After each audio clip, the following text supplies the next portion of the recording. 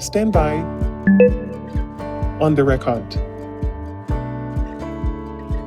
Halo pemirsa Antara, selamat datang di podcast On The Record. Kali ini bersama saya Ardi Irawan. Kita langsung aja deh menyambut tamu luar biasa kita di On The Record. Hari ini Kepala Kantor Komunikasi Kepresidenan, Hasan Hasbi. Makasih. Manggilnya Bang, Mas, Bebas. Kakak, Abang. Abang boleh. Kalau Abang di Hasan. studio boleh dipanggil abang. Oh siap. Kalau Kalau di luar, kantor panggil Pak. oh siap. Berarti nggak apa-apa ya, Bang Hasan ya? Nggak apa-apa. Bang Oke. Hasan, luar Iya. biasa. Terima kasih sekali sudah Iya. berkenan mampir ke Iya. Aceh. Ngobrol-ngobrol tentang tugas yang baru diemban kurang lebih sebulan lebih ya kalau nggak salah ya. Iya, Berarti ya, sebulan pelantikan tanggal lebih 19 sedikit. ya. Tanggal 19. Ya, tanggal 19. Iya. Pelantikan gimana so far kesan-kesannya akhirnya? Ya, masih beradaptasi. Mhm, Kita kan terbiasa di luar pemerintah. mhm. Maksudnya di luar sistem pemerintah. Dan memang adat istiadat dan kebiasaannya banyak yang berbeda. Dan ini kan mau nggak mau harus ada proses adaptasi lah. Mhm, Gitu. Kalau biasa kan saya di swasta, hari ini saya pengen ini, hari ini harus kejadian gitu. Tapi kalau di pemerintah kita harus ikut prosedur. Ada tata tertibnya. Jadi Oke. jadi nggak boleh. Jadi membiasakan diri. Iya, iya. Jadi membiasakan diri. perlu penyesuaian. Iya, kadang-kadang dipanggil Pak adaptasi. juga belum nengok. Tapi sekarang makanya Bang aja nggak apa-apa ya. Panggil Bang Oke, aja. Bang Hasan kalau ngomongin hari ini Iya, iya. agenda padat ya. Tapi kalau saya pengen tanya deh sebagai pembuka gitu. Iya. Dalam skala 1 sampai 10, seberapa memuaskankah hari Bang Hasan hari ini? Hari ini 70% lah. Dari 10, 7 lah. Tujuh Dari lah. 10, 7. Iya. Tiganya kemana dan kenapa? 3-nya ada kena spin tadi sedikit. Iya, iya di spin lah. Ada Oke. teman-teman, Oke. ada mungkin 1-2 rekan-rekan media yang saya tidak tahu entah sengaja atau tidak, tapi kemudian bikin judul yang kurang baik lah. Oh serius? Iya. Iya. Apa boleh di-spill dong? Yang Yo ada. yang boleh di sini. Oke. ada. Oke, Bang, kaitannya Iya. juga dengan tugas utama dari Abang yang menjabat sebagai Kepala Kantor Komunikasi Kepresidenan begitu ya. Ini Iya. kan lembaga baru juga. Iya. Pengen tanya aja dong dari sudut pandang kebutuhan publik gitu. Iya. Urgensinya ada kantor Abang ini yang sekarang tuh apa sih, bisa diceritakan ke? Yang paling tahu urgensinya tentu presiden, Mhm. karena presiden yang membuat lembaga ini. Yang bisa saya jelaskan itu mungkin cuma tugas dan fungsi kita. Oke. Kita kan menjembatani kebutuhan teman-teman media untuk mendapatkan informasi soal banyak hal dalam pemerintahan, terutama soal program-program prioritas pemerintah. Ya.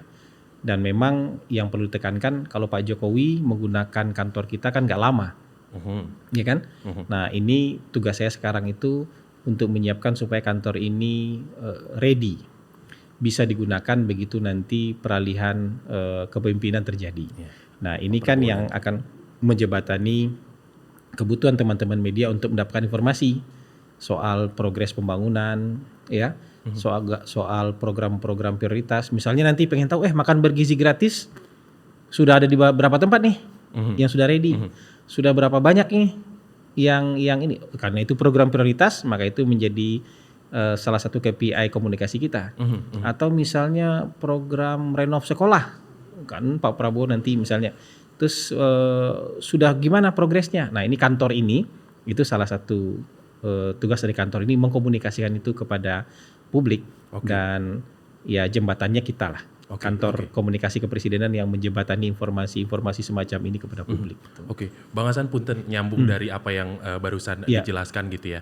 Gambaran besarnya, tupoksi dari Kantor Komunikasi Kepresidenan, gambar besarnya saja seperti apa? Ya kita pertama tentu kita ada tim analisis isunya apa, medianya apa, kemudian isu-isu yang kurang baik perlu ditanggapi atau tidak, gitu. Itu kan juga penting. Ada strateginya menanggapi isu ini, atau ada isu lain nggak ditanggapi, itu kan ada strateginya. Atau kita yang kedua, kita ada juga tim yang memproduksi berita. Ya, berita kan berbagai macam platform sekarang untuk menyebarkan kabar baik dan segala macam. Tugas kita tuh menyebarkan kabar baik. Jadi ini kantor kejurubicaraan yang tugasnya menyebarluaskan berita baik yang dilakukan oleh pemerintah. Kemudian ada juga yang koordinasi antar kementerian dan lembaga. Yang koordinasi antar kementerian dan lembaga tuh biar sama iramanya. Kira-kira poin-poinnya biar sama. Nah setelah itu ada nanti juru bicara presiden. Karena orang ini akan tampil di depan nih, frontlinernya nanti itu juru bicara presiden. Nah itu juru bicara itu nanti diorkestrasi dari kantor ini, kantor komunikasi ke presiden. Jadi ini kayak support system, menyediakan infrastruktur buat juru bicara biar ready. Juru bicara kan nggak mungkin baca semua bahan, baca sebuah masalah tebal kecamatannya nanti. Jadi kita nanti siapkan tenaga ahli yang mengerti persoalan. Jadi ketika dibutuhkan untuk tampil nanti, juru bicara ini punya brief dia. Yang kasih brief siapa? Tenaga ahli yang ada di kantor komunikasi kepresidenan. Kira-kira itu mesin kerjanya kira-kira kayak gitu. Oke.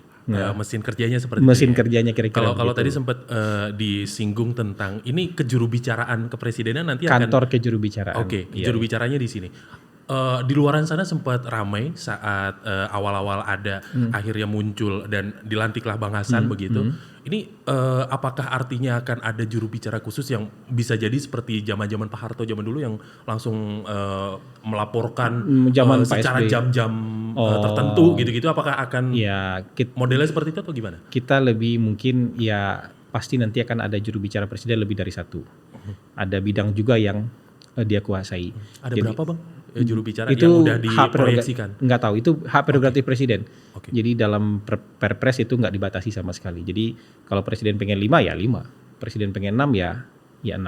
Nah yang kayak gini-gini itu nanti mungkin sebenarnya mempermudah teman-teman media kan. Betul. Jadi ada banyak orang yang bisa bicara on behalf pemerintah gitu, atau on behalf istana. Itu ada banyak orang yang bisa diakses untuk ditanyai pendapatnya, ditanyai soal berita, ditanyain soal progres. Lebih banyak orang yang itu kan sebenarnya kalau lebih banyak orang memudahkan teman-teman media untuk mendapatkan kabar dan mendapatkan berita kan gitu. Betul. Tapi punten kalau makin banyak orang, otaknya makin banyak, mulutnya makin banyak, itu sinkronisasinya akan jadi tantangan tersendiri. Tantangannya di situ. Makanya kita siapkan tenaga ahli yang memberikan support kepada mereka supaya datanya benar, supaya sudut pandangnya juga melihat persoalan juga tepat lah, supaya nanti brief yang keluar itu juga brief yang confirm lah, bisa dipertanggungjawabkan lah gitu. Berarti tetap akan ada banyak juru bicaranya, tapi bisa dipastikan semuanya memang akan tetap satu. Kalau banyak atau sedikit itu gitu ya? Tergantung sudut pandang, tapi beberapa lah. Beberapa ya.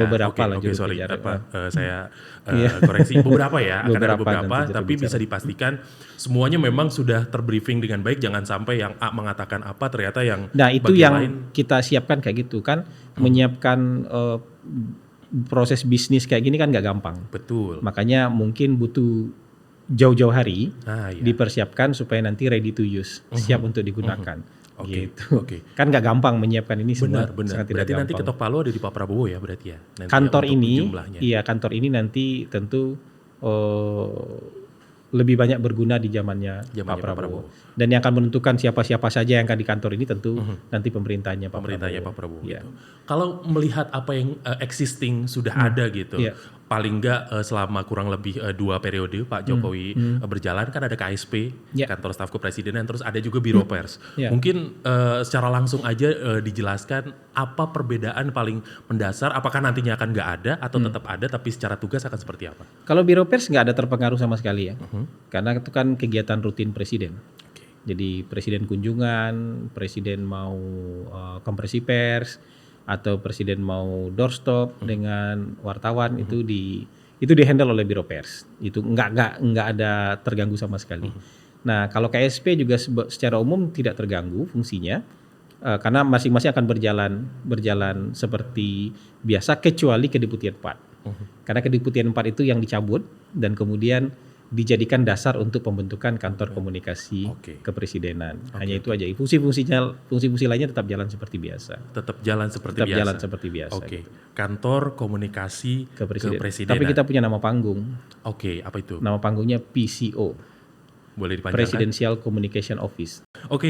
Bang Hasan saya juga penasaran kaitannya dengan ini kan namanya kantor komunikasi kepresidenan. Sementara kalau ngelihat background abang begitu kan dari 2012 Pak Jokowi, Pak Ahok segala macem sampai ngikutin Pak Jokowi 10 tahun bahkan banting setir dalam tanda kutip yang abang di mana-mana juga sudah cerita kenapa sebegitu percayanya sama Pak Prabowo sekarang begitu kan. Tapi poin yang pengen saya tanyakan bukan tentang itu, tapi pengen saya tanya tentang gaya komunikasi Pak Prabowo nantinya mungkin bisa di-spill dulu. Kalau dari POV Abang. Kalau gaya komunikasi Pak Prabowo itu nantilah ya. Kita kan masih bekerja untuk Presiden Jokowi. Jadi kalau gaya komunikasi Pak Prabowo. Oke, kalau begitu pertanyaannya saya ganti ya. Pertanyaannya saya ganti dengan ada perbedaan yang mendasar barangkali atau yang bisa di-spill mungkin tentu gitu semua orang dengan punya, Pak Jokowi punya, itu ya. Tentu semua orang punya style yang berbeda-beda ya. Tentu punya gaya. Tentu juga nanti implementasinya ya pasti ada penyesuaian lah kalau dalam soal implementasi komunikasi. Ya kalau kemarin kan misalnya juru bicaranya hanya satu dan kemudian jadi duta besar gitu kan akhirnya tidak aktif. Nanti mungkin peran juru bicara mungkin akan cukup sentral. Kan juru bicaranya lebih dari satu misalnya, ada beberapa misalnya dan lebih spesifik, dan sekarang juru bicaranya ditopang oleh sebuah support system yang mumpuni misalnya sebuah kantor. Jadi menurut saya tentu akan ada perbedaan lah. Dan menurut saya nanti mungkin cukup banyak lah, cukup signifikan lah peran juru bicara presiden itu nanti akan cukup signifikan. Gitu. Berbagi peran dan ada peran yang jadi bakal ada core bisnisnya, juru bicara A akan fokus tentang apa, kalau ada event tentang apa internasional atau apapun nanti akan ada bidangnya gitu-gitu ya. Mungkin seperti itu, seperti itu. Karena sebenarnya pembidakan pun sampai sekarang kan belum diputuskan. Gitu. Mungkin seperti itu. Itu berarti nanti akan berbarengan dengan pengumuman kabinet kah? Atau yang nanti mana? Sambil jalan gitu untuk yang juru bicara bidang-bidangnya segala macam. Saya nggak tahu persis, tapi berbarengan. karena ini prerogatif presiden ya, presiden bisa putuskan kapan aja itu. Mau berbarengan, mau tidak berbarengan tuh bisa putuskan kapan aja itu. Oke. Saya pengen sedikit balikin lagi dengan penasaran gitu, karena saya juga sekedar informasi, Bang Hasan saya juga anak istana dari kisaran tahun 2016-2017, bahkan sangat mengalami gimana. Lebih dulu jadi anak istana. Iya sih kenyataannya gitu. Poin saya ujungnya nanti adalah karena gaya Pak Jokowi saat awal-awal menjadi presiden, walaupun itu diteruskan dari zaman beliau memimpin Jakarta, akhirnya kan dibawa menjadi seorang presiden, ada belusukan, ada apa segala macam. Bahkan saya bisa mengadmit kalau Pak Presiden Pak Jokowi itu kebayang banget kalau jadi Pak Presiden itu sangat susah. Karena saya mengalami misal kunjungan yang saya ingat banget, kunjungan ke Malang itu berangkat 5:30, kalau pejabat-pejabat sebelumnya pasti berangkat di hari sebelumnya dan pulang kalau agenda sampai lebih dari jam 3, jam 4 sore pasti nginep gitu. Tapi kalau Pak Jokowi memilih untuk enggak. Karena berangkat 5:30 dari base off sampai akhirnya 5:30 udah ada di Jakarta lagi dan agenda di sana ada 2 atau 3 titik begitu. Sebegitu capeknya dalam tanda kutip begitu. Itu in terms of belusukannya segala macam. Yang pengen saya tanyakan adalah apakah nanti ini nyambung ke yang saya tanyakan sebelumnya gitu ya, gaya Pak Jokowi akan ada beberapa yang diikuti, kayak misal saya bisa pointers di sini cara doorstopnya yang tadinya pakai mimbar selalu kalau Pak Jokowi Pak SBY ke Pak Jokowi sekarang bisa semendadak itu begitu. Terus belusukannya, terus ada juga menyelesaikan masalah dengan ngajak makan bareng warga gitu. Terus ada bingkisan tiap kali jalan apa segala macam. Hal-hal kaitannya dengan seperti ini, bagi-bagi sepeda bahkan begitu. Ini udah cukup teknis sih, tapi mungkin bisa cara mendasarnya gimana? Gayanya mungkin kita harus lihat nanti ketika kepemimpinan Pak Prabowo ya. Maksudnya kalau hari ini menebak-nebak gaya komunikasi Pak Prabowo itu seperti apa yang akan dijalin, menurut saya terlalu prematur lah. Ya menurut saya juga nggak berani menebak-nebak kalau soal itu. Tapi kan kemarin selama masa kampanye juga kalau bagi-bagi kaos juga Pak Prabowo juga bagi juga ya. Bagi-bagi kaos juga dari mobil. Gitu. Kebayang sih nanti pas lagi jadi Pak Prabowo udah menjabat, akhirnya bagi-bagi gitu juga, serunya kayak apa gitu maksudnya? Iya bisa aja, tapi kan saya nggak bisa pastikan. Termasuk juga nanti kan mungkin apakah perjalanan internasional juga bisa saja kan perjalanan internasional Pak Prabowo. Jadi pemberitaan Pak Prabowo itu misalnya pemberitaannya kancah dunia, eventnya event dunia, kayak segala macam kayak gitu. Jadi kita nggak tahu, kita lihat aja nanti yang kayak gitu, karena berspekulasi hari ini terus tiba-tiba keadaan berubah. Akhirnya itu nggak spekulatif valid ya. lah, itu spekulatif lah. Tapi punten Bang Hasan, nampaknya kan saya juga bertanyanya ke tempat yang sangat tepat ya, ke Bang Hasan. Tahu dari mana tepat? Ya kan orang deket banget sama Pak Jokowi dan Pak Prabowo juga kan. Dekat banget. Begitu kan. Jadi nampaknya kalau saya tanyain hal itu ya di spill dikit gitu kan, bocoran buat on the record kali. Yang pastikan semua pemimpin itu punya karakter yang berbeda-beda. Pak SBY ke Pak Jokowi juga punya karakter yang berbeda. Ibu Mega ke Pak SBY juga ada karakter yang berbeda lah. Jadi transisinya pasti itu. Tapi kalau untuk memastikan misalnya, nanti lihat aja 6 bulan pertama, 1 tahun pertama, pasti pola komunikasi itu terbentuk berdasarkan situasi. Bukan betul-betul semata-mata yang direncanakan hari ini harus seperti ini. Menurut saya nggak seperti itu. Tapi terbentuk dari pola interaksi. Pola interaksi dengan teman-teman media, pola interaksi dengan masyarakat. Betul. Terus kemudian juga problem yang berkembang. Jadi menurut saya sangat dinamis lah. Pola-pola komunikasi itu dinamis sekali lah, gitu. Dinamis. Ya, Tapi yang pasti kalau ngelihat apa yang biasa dilakukan sama Pak Jokowi yang sama dengan Pak Prabowo yang sama dengan Pak Jokowi sih fokusnya ke rakyat ya mau nggak mau ya kan begitu fokusnya ya. karena program-program prioritas Pak Prabowo nanti kan ya kalau itu kan sudah dinyatakan tuh. Betul. Program prioritasnya sudah dinyatakan dia. dan itu semuanya konsentrasinya ke masyarakat. Betul. Oke. Program prioritasnya Pak Jokowi 10 tahun yang lalu, 5 tahun lalu juga semua prioritasnya ke masyarakat.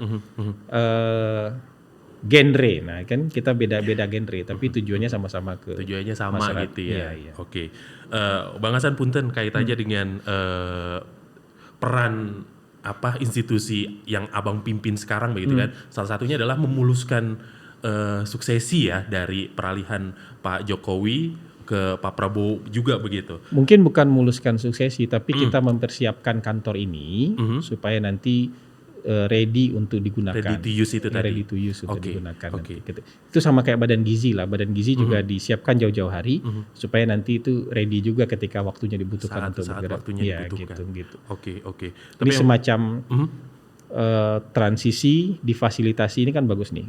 Presiden sebelumnya mempersiapkan kebutuhan presiden sesudahnya. Iya. Ini kan transisi yang sangat smooth lah yang kayak gini. Gitu. Jadi kan nggak ada gap, akhirnya jalannya juga lebih Ya, mulus. bahkan gitu. dibantu dipersiapkan jauh-jauh hari Betul. untuk sesuatu yang bisa digunakan oleh pemerintahan berikutnya. Gitu. Kalau saya pengen tanya gini, kira-kira jawabannya gimana? Gimana kantor komunikasi kepresidenan memastikan komunikasi dan juga program-program pemerintahnya Pak Prabowo nanti itu bisa terinformasikan dengan baik begitu ke masyarakat? Jangan harus ditanyakan ke kepala kantor yang dilantik nanti. Gitu. Nanti kita dianggap GR lagi. Kenapa bisa begitu? Ya kan SK saya cuma sampai tanggal 19 Oktober. Oke. Iya. Dan bagaimana memastikannya Tapi tanya. bisa lanjut kan? Bisa juga enggak kan? Harapannya lanjut dong. Iya kan? Ya didoakan saja saja gitu. In case kalau ternyata lanjut, jawaban Bang Hasan. Ya berarti nanti interview saya lagi setelah tanggal 20. Janji ya, dicatat ya. Janji ya, dicatat ya. Interview lagi setelah tanggal 20. Jadi belum berkenan buat jawab sekarang itu? Iya kan, kalau ternyata bukan kita gimana kan? Susah juga. Kita klaim-klaim kan nggak mungkin. Oke. Iya. Agak-agak nyinggung ke current issue yang sekarang, tapi saya pengen tanya dan jawabannya dari POV Abang yang memegang kantor komunikasi kepresidenan begitu ya. Pemerintahan Pak Prabowo sekarang kan disebut punya potensi nambah kementerian begitu kan. Bagaimana koordinasi? Tadi juga sempat disinggung kan, karena kementeriannya akan nambah banyak kementerian koordinator. Kalau yang berkembang liar di luar sana kan juga akan bertambah begitu kan. Itu kan pasti tantangannya akan lebih lagi begitu. Yeah. Dalam kondisi yang memang kesatuan Abang begitu, sudah ada plan-plan apa untuk bisa memastikan, karena ini kan kaitannya dengan komunikasi apa yang disampaikan harus sesuai dengan apa yang action gitu. Kalau yang disiapkan oleh kantor komunikasi kepresidenan itu sebenarnya lebih fokus kepada program prioritas. Jadi kalau program prioritas itu kan 8-17-8 lah. Okay. Jadi 8 Astacita, 17 program prioritas, 8 program hasil terbaik cepat. Jadi kira-kira sebenarnya backbone yang menjadi tugas dari kantor komunikasi presiden 5 tahun yang akan datang itu berkutat di isu ini. Nah, isu-isu lain yang sebenarnya tidak terlalu langsung berkaitan dengan yang ini, itu mungkin nggak menjadi, maksud saya tidak menjadi fokus. Kegiatan-kegiatan rutin kementerian bukan untuk dicampuri lah yang kayak gitu. Kita kan nggak bisa juga mencari, kita tuh hanya untuk mempersiapkan bahwa kantor ini nanti itu ready mengkomunikasikan program-program prioritas, tentu dengan kementerian-kementerian terkait. Ya, kementerian-kementerian terkait atau lembaga-lembaga terkait atau badan-badan yang terkait. Jadi menurut saya masih manageable lah. Oke, Kalau masih kayak manageable gitu-gitu gitu tuh ya? masih terbayang dan masih manageable lah. Oke, oke, Gitu. oke. Jadi bukan berarti wah ini semuanya akan maksudnya akan dicampuri gitu, enggak. Kegiatan-kegiatan rutin apa segala macam enggak. Kita benar-benar ini kalau dibahasakan yang panjang tuh kayak semacam kantor komunikasi strategis. Jadi hal-hal sifatnya Oke. strategik, Oke. hal-hal yang sifatnya program prioritas itu yang menjadi fokus dari kantor Menjadi ini. fokus kantor komunikasi kepresidenan gitu ya. Oke, itu isu satu. Terus yang berikutnya kaitannya dengan yaitu tadi kaitannya masih sama kabinet, tapi kabinetnya nih kan makin santer nih. Ada istilah yang bahkan saya juga googling itu belum lama setelah istilah itu muncul, oh ternyata istilahnya ini Second. Second. Ya, Iya. kan kaitannya dengan nanti tidak akan lagi yang secara nggak langsung tuh pokoknya fokusnya adalah dia punya kemampuan apa, dialah yang akan memegang kementerian itu, bukan lagi semata-mata dalam tanda kutip bagi-bagi kue pemerintahan untuk partai apa segala macam begitu. Kaitannya dengan tantangan yang tentu akan lebih baru lagi begitu kan hal ini begitu. POV dari kantor komunikasi kepresidenan seperti apa? Melihat Pertama standingnya kita harus sama-sama dulu. Standingnya adalah kementerian mau jumlahnya mau orangnya itu hak prerogatif presiden. Oke. Dan presiden yang menentukan itu berdasarkan kebutuhan, berdasarkan asesmen beliau lah. Penilaian beliau, berapa jumlahnya, siapa orang itu penilaian beliau. Jadi menurut saya, kalaupun misalnya menteri bertambah, itu sesuai dengan kebutuhannya Betul. presiden. Jadi buat saya nggak ada yang perlu diributkan di sana. Dan lagi-lagi, kalau kita bicara second kabinet, nggak ada bicara soal jumlah. Ya, bukan Iya jumlah kan? memang. Nggak ada urusan mau jumlahnya ramping, mau bukan. jumlahnya ini. Iya. Dan berikutnya tidak selalu harus didikotomi bahwa orang partai nggak profesional, orang profesional harus cari dari luar partai, nggak seperti itu. Dan yang terakhir, gitu, siapapun yang jadi presiden, akomodasi politik pasti ada, karena majunya lewat partai politik. Orang yang ikut memenangkan juga berhak untuk mendapatkan bagian dalam menjalankan kekuasaan. Jadi menurut saya kata-kata itu tidak harus di-framing dengan persepsi buruk. Jadi ini kok dibagi-bagi, memang kekuasaan harus dibagi loh. Karena kekuasaan kalau nggak dibagi dikekepin sendiri, kita jadi diktator, kita jadi otoriter, kita kalau kekuasaan harus didelegasikan. Jadi menurut saya makna peyorasi. Peyorasi. Ada kata-kata dibagi kemudian jadi jelek, enggak, justru dibagi itu bagus. Justru yang nggak bagus tuh kalau dikekepin sendiri. Bisa. Tapi kalau kaitannya dengan saya nyambung ya dengan apa yang barusan Bang Hasan jelaskan begitu. Ini enggak kaitannya dengan number segala macam gitu. Tapi kan mau nggak mau karena menteri juga kan tetap jabatan politik ya, kita setuju di poin itu ya. Nantinya kalau yang sudah berjalan kan komunikasinya pasti nggak cuma langsung ke in personnya yang memegang jabatan kementerian itu, tapi lebih ke ketua partainya segala macam begitu. Kalau nanti di second nih beneran itu kan tujuannya bagus banget karena memang yang berkompeten lah yang akan pemegang bidang itu begitu. Sementara ada partai nih yang mau nggak mau harus dalam tanda kutip kalau bahasa Jawanya diopeni juga begitu. Adakah yang akan ada adjustment komunikasi yang akan dilakukan oleh saya yakin bagian abang gitu? Siapapun presidennya akan mencari titik tengah dari itu. Jadi kebutuhan tarik-menarik itu kan nggak bisa kita abaikan. Tapi pasti dicari titik tengah lah. Seprofesional mungkin, se-capable mungkin, tapi juga harus bisa menampung kepentingan-kepentingan politik. Harus bisa menampung kekuatan politik, apalagi kekuatan politik yang ikut memenangkan presiden terpilih. Jadi dicari titik equilibriumnya. Karena mencari yang 100% ideal itu juga kita setengah mati susahnya. Mencari ekstrim ke ekstrim itu setengah mati susahnya. Jadi cari titik equilibrium. Jadi orang-orangnya itu mampu menggerakkan birokrasi, orang-orang itu punya leadership, orang itu mengerti apa yang jadi visi besar presiden, mengerti apa yang jadi program presiden, dan KPI yang ditetapkan oleh presiden dia bisa capai. Menurut saya indikatornya nanti di situ, bukan kemudian dinilai di awal. Ini kayaknya nggak mampu, kan kamu belum lihat dia kerja. Oh kayaknya ini orang dari sini, ya lihat dulu dia kerja. Kasih kesempatan dia buat kerja, baru kita bisa nilai. Oh ini orang bisa atau tidak. Bang Hasan, punten kaitannya dengan Ini kan istilahnya kantor komunikasi kepresidenan. Tapi kan ada wakil presiden, apakah akan dihandle juga kayak tadi dengan komunikasi wakil presiden atau akan ada lembaga serupa lagi atau seperti apa ini gambarannya? kan presiden dan wakil presiden itu kepresidenan itu presiden dan wakil presiden. Presiden dan wakil presiden. Iya. Dan nanti itu kan soal program prioritas kan tidak akan berbeda antara presiden dengan wakil presiden. Tapi kalau hari-hariannya kan presiden diurus oleh Setwapres. Wakil presiden diurus oleh Setwapres. Kesehariannya presiden itu diurus oleh Setpres. Jadi gitu aja. Kita kan nggak ngurus yang rutin.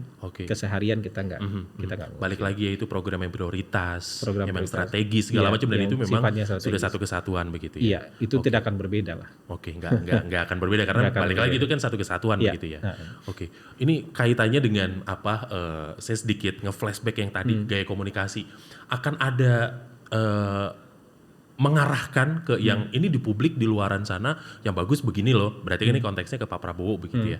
Akan ada sisi mengarahkan atau benar-benar menyerahkan semuanya ke purely Pak Prabowo, emang aslinya begini ya silahkan begitu.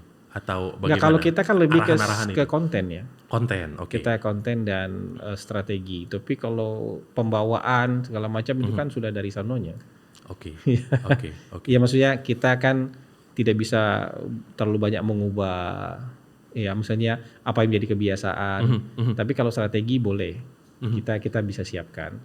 Kalau konten kita bisa siapkan. Maksudnya substansi. Bukan konten dalam bentuk video maksudnya, tapi substansinya kita Substansinya bisa itu ya, tadi yang kita program yang mau siapkan. disampaikan begitu. Rencana-rencananya kita bisa siapkan. Tapi kalau gaya bicara segala macam sudah terpilih jadi presiden, artinya gaya bicaranya diterima oleh publik gitu. Saya nyimak beberapa konten, ada Bang Hasan juga gitu kan, cerita tentang kebiasaan Pak Prabowo segala macam gitu-gitu. Barangkali pemirsa On The Record masih belum nyimak apa yang Bang Hasan sampaikan begitu. Ini jadi pertanyaan pamungkas Bang, kaitannya dengan apa yang di luaran sana pandangan orang salah terkait dengan sifat atau kebiasaan Pak Prabowo, padahal Pak Prabowo tuh gak sebegitunya begitu. Abang pengen mendasari kalau hal orang ini, jawabannya apa? menganggap Pak Prabowo itu menakutkan, menganggap Pak Prabowo itu galak, yang saya temui jauh berbeda. Justru kalau kita ketemu dengan Pak Prabowo itu kita lebih sering terharu mendengarkan cita-citanya untuk Indonesia apa. Terharu mendengarkan apa yang mau dia lakukan untuk bangsa Indonesia. Bahkan saking terharunya kita mau minta sesuatu nggak jadi minta sesuatu karena nggak tega membebani pikiran beliau lagi, karena semua pikirannya hari ini pikiran bagaimana menjadikan anak-anak Indonesia hidupnya berkualitas, pendidikannya bagus, jadi sumber daya yang mumpuni ketika nanti bonus demografi, menjadikan Indonesia sebagai negara maju, keluar dari middle income trap, dan semua energi itu dia pikirkan buat Indonesia. Hampir nggak pernah kita mendengar Pak Prabowo bicara soal dirinya pribadi. Soal diri pribadi kita hampir nggak pernah mendengar beliau bicara soal pribadi, dan semuanya itu bicara soal kepentingan bangsa. Dan kalau kita misalnya mau ketemu dengan aspirasi-aspirasi tertentu nih, pengen minta tolong ini, tolong itu, jadi nggak tega loh. Pengen minta ini, minta itu, ketika mendengarkan beliau apa yang mau beliau lakukan, bagaimana cara beliau melihat Indonesia tuh kita jadi sungkan sendiri, jadi malu sendiri loh. Kalau kita minta-minta tuh lebih membebani pikirannya Pak Prabowo, sementara pikirannya sekarang dipenuhi bagaimana cara memajukan Indonesia, bagaimana cara membangun sumber daya manusia Indonesia. Lebih sering mengharukan, dan orang salah berpikir kalau Pak Prabowo galak, Pak Prabowo begini begitu. Menurut saya, kalau kita dengan Pak Prabowo, menurut pengalaman saya lebih sering terharu. Lebih sering terharu. Karena fokusnya lebih ke kepentingan rakyat, bangsa, negara. Hampir nggak pernah lah bicara gitu soal pribadi mau begini, mau begitu. Bahkan bicara tentang saya gitu, jarang sekali. Baik. Bang Hasan, thank you banget waktunya. Sama-sama. Nampaknya sekarang juga udah 30 menit nih. Iya. Kita sudah hampir di ujung dan kita juga harus pamitan. Tapi terakhir, thank you banget Sama-sama. Bang Hasan Nasbi. Gak berasa 30 menit karena suaranya kayak penyiar radio, kayak penyiar RRI. It's a compliment, thank you. Bang Hasan, Iya. sukses. Satu doa dari saya. Iya. Kayaknya udah ketebak deh. 19 Oktober lanjut ya. mohon didoakan Doa aja, loh. Iya kan, didoakan makanya aja, kan. didoakan saja. Bener kan? Doakan Oke. saja. Semoga 19 Oktober lanjut, makin lancar, makin Didoakan sukses. saja. Oke, saya tutup di situ. Ya. Baik, Bang Hasan, terima kasih sekali. Dan pemirsa, jangan sampai lupa untuk menyaksikan On The Record hanya di Antara TV. Saya Ardi Irawan, pamit. Sampai jumpa.